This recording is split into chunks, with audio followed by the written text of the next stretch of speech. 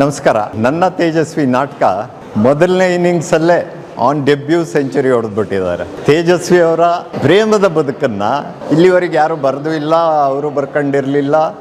ಅದನ್ನು ರಾಜೇಶ್ವರಿ ಅವರು ಬರೆದಿದ್ದಾರೆ. ಅದ್ಭುತವಾಗಿ ಇಲ್ಲಿ ಅವರ ಸಂಸಾರಿಕ ಬದುಕನ್ನು ತುಂಬ ಚೆನ್ನಾಗಿ ಇದಕ್ಕೆ ತಂದಿದ್ದಾರೆ. ಅವರಿಗೆ ಹಾರ್ದಿಕ ಶುಭಾಶಯಗಳು.